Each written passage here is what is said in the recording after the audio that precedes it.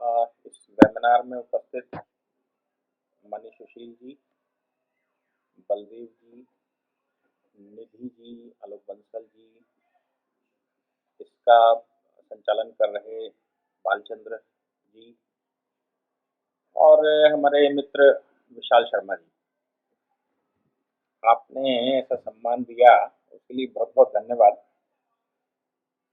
जम्मू कश्मीर अध्ययन केंद्र का जो विषय है ना, हम इस पर जागरूकता का कार्य करते हैं, लेकिन आज मानवाधिकार दिवस को हम एक विशेष उत्सव की तरह जम्मू कश्मीर अध्ययन केंद्र मनाता है।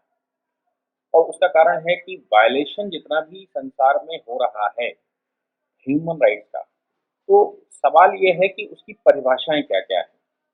हमारे देश में अलग अलग, बल्कि विश्व के अलग अलग कंट्रियों में अलग अलग प्रकार के रिलीजियस पर्सन, अलग अलग प्रकार के थिंक टैंक्स की डेफिनेशन अभी तक मैं नहीं समझ पाया कि उनकी ह्यूमन राइट की डेफिनेशन क्या है।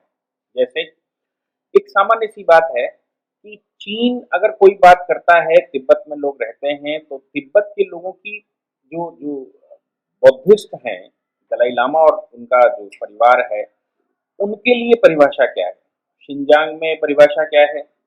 आज परिभाषाओं की अगर चर्चा करें तो हिंदुस्तान का मुसलमान और पाकिस्तान के मुसलमान की परिभाषा क्या है।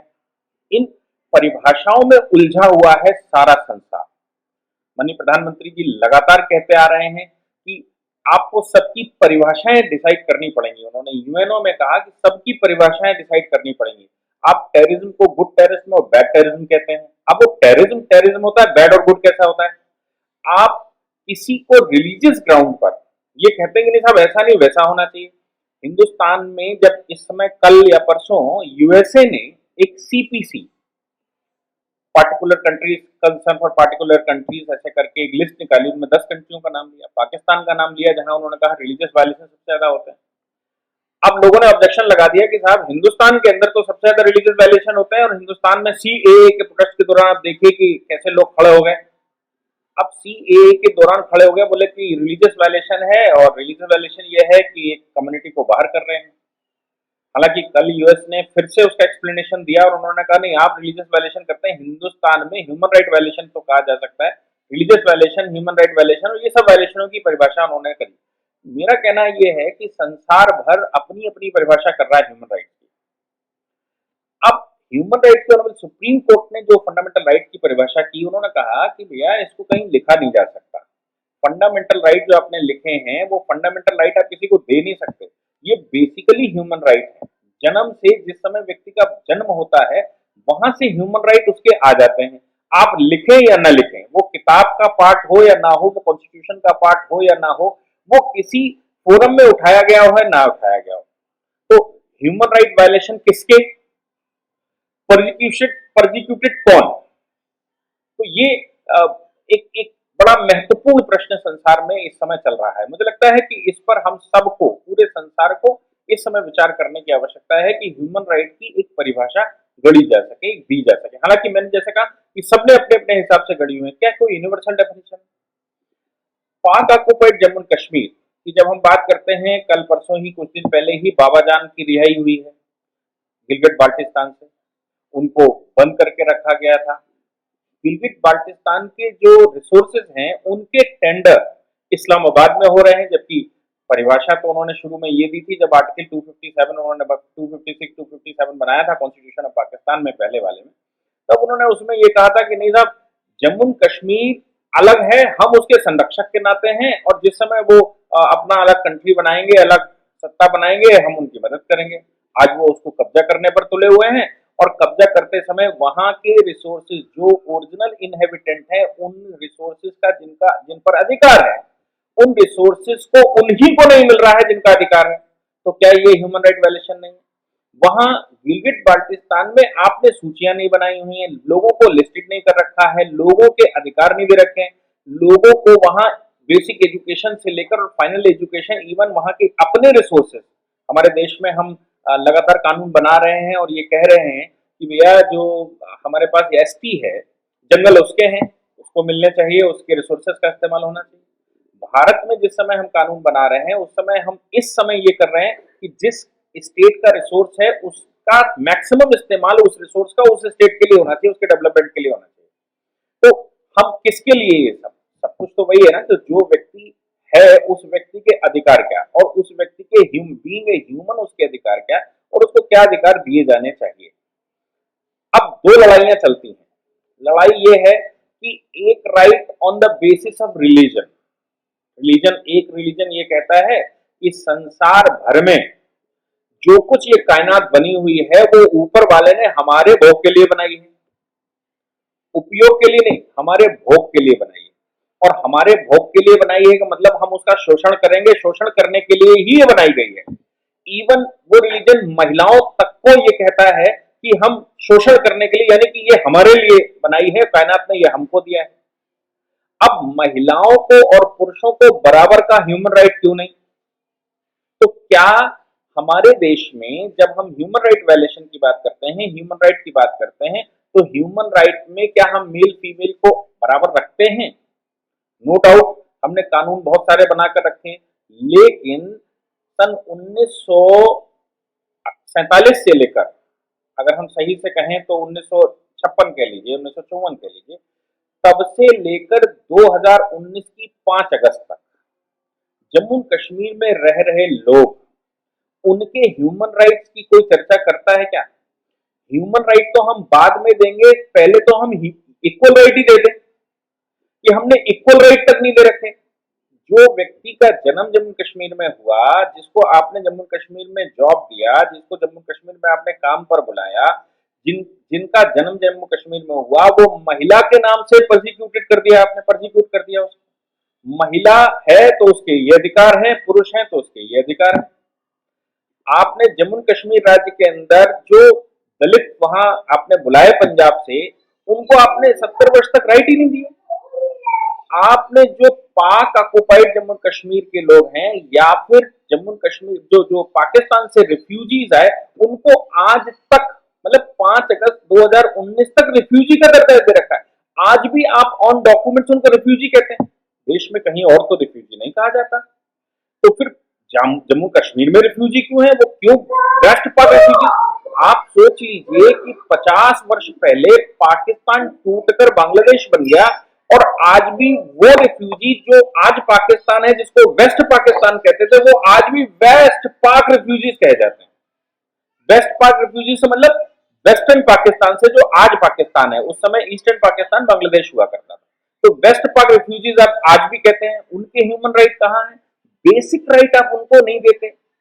4 चीजें किसी को भी, मैं बार बार बहुत बार कहता हूं कि किसी के भी 4 अधिकार छीन लीजिए बेसिक, उसको आप सारे सुख सुविधा दे दीजिए, वो खत्म हो जाएगा, पॉलिटिकली डेड हो जाएगा। जीवित तो रहेगा, सांसें तो लेगा, लेकिन पॉलिटिकली डेड हो जाएगा। कैसे? आप उसको एजुकेशन का अधिकार छीन लीजिए, क्योंकि हम सब जानते हैं कि एक बेसिक फंडामेंटल राइट है और ह्यूमन राइट है। हमने आर्टिकल 21 कैपिटल ए बनाकर रखा, 6 से 14 वर्ष की आयु का फंडामेंटल राइट बनाकर रखा। आर्टिकल 51 कैपिटल ए में हमने उसको उसके पेरेंट्स की भी ड्यूटी बनाकर रखी कि वो उनकी फंडामेंटल ड्यूटी है कि भाई उनका भरण पोषण करेगा और उसकी एजुकेशन की व्यवस्था करेगा। जम्मू कश्मीर राज्य में आपने प्रोफेशनल एजुकेशन को जमाने से, जन्म से बच्चा पैदा हो गया, प्रोफेशनल एजुकेशन नहीं ले सकता।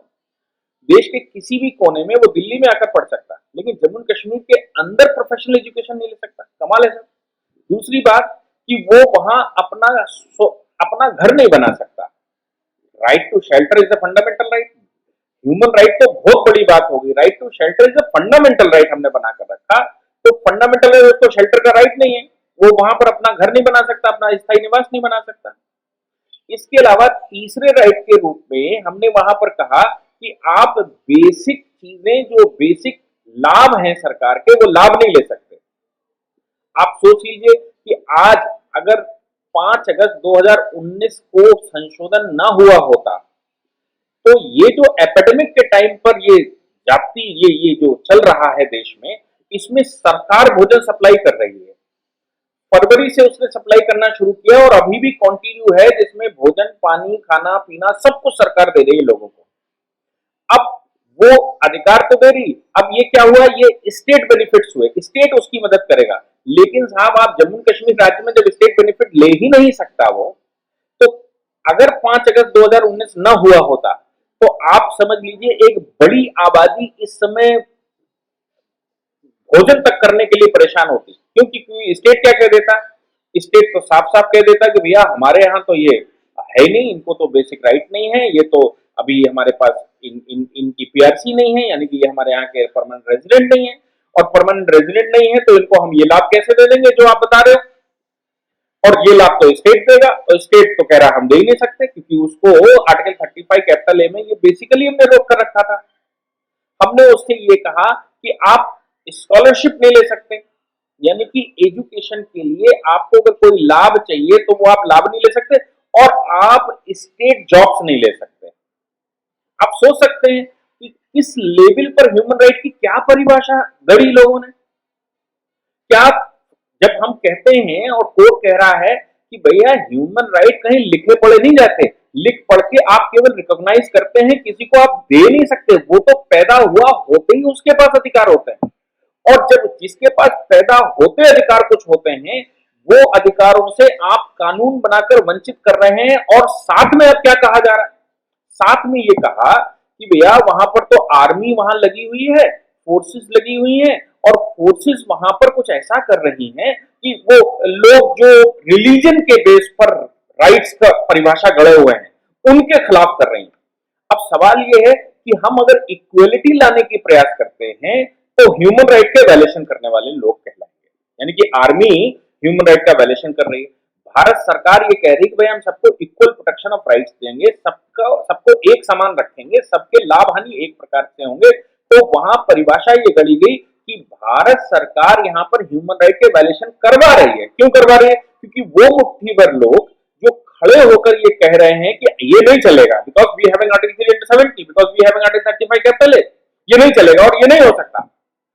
वो लोग जो एक पार्टिकुलर रिलीजन के नाम से दुनिया भर का प्रोपेगेंडा खड़े किए हुए हैं, वो लोग ये कहते हैं कि भारत सरकार या जो अन्य प्रांतों के लोग हैं या आर्मी है या एडमिनिस्ट्रेशन है वो हमारे ह्यूमन राइट का वायलेशन करते हैं। आप सोचिए कि आपने किसी को बंद करके रखा एक कमरे में और हम छुड़ाने गए, जब हम छुड़ाने जा रहे हैं तो हमने अगर छुड़ाते समय डंडा चलाया तो कह रहे हो ये हमारे बेसिक राइट्स हैं, ये फंडामेंटल राइट्स हैं, ये हमारे ह्यूमन राइट्स हैं, और आप हमारे ऊपर लाठी चला रहे हो तो ये हमारे ह्यूमन राइट्स का वायलेशन है।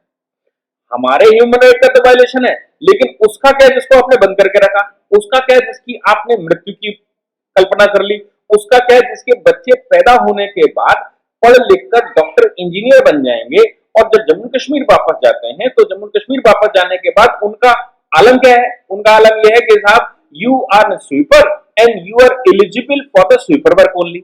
आप स्वीपर्स हैं, स्वीपर का काम करने के लिए ही आप बांटते हैं, और आप यही कर सकते हैं। अगर इसमें आपकी डॉक्टरी इंजीनियरिंग लगे तो लगा लीजिए, और इसमें नहीं लगे तो भी भैया हमारे पास 35 कैपिटल है।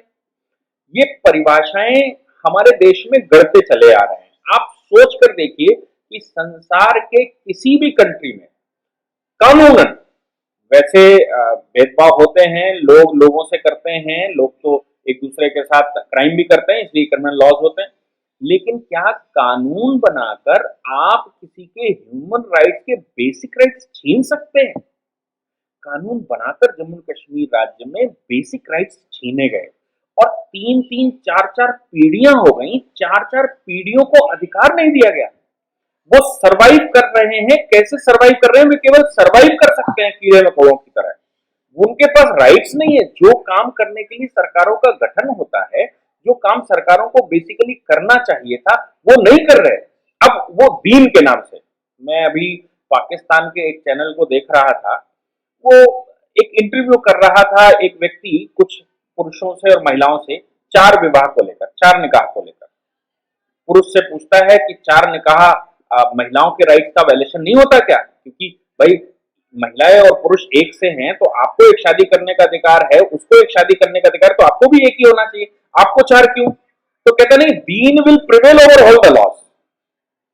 पाकिस्तान के अंदर भी सन 1962-63 की बात है, उन्होंने एक 4 मैरिजेस को लेकर ऑर्डिनेंस पास किया था, और उस ऑर्डिनेंस में उन्होंने कहा था कि अगर दूसरा, तीसरा या चौथा निकाह करना चाहते हैं तो अपनी पहले की पत्नी से अनुमति लेनी पड़ेगी और एक फोरम के सामने उपस्थित होना पड़ेगा, और ये जस्टिफाई करना पड़ेगा कि वाकई में दूसरी पत्नी आपकी नेक जाना हमारे ऐप को डाउनलोड करें और लॉ पढ़ें।